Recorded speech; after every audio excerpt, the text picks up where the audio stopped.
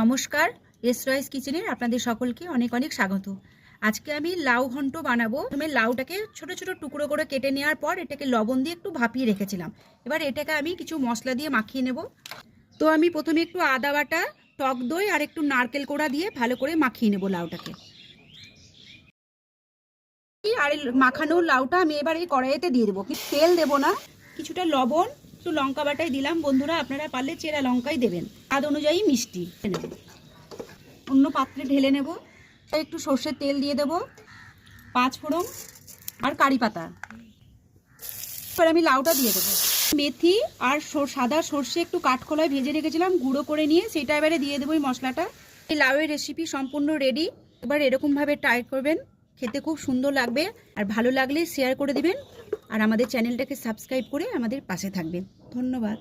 নারকেল কোড়া ছিটিয়ে দেবো।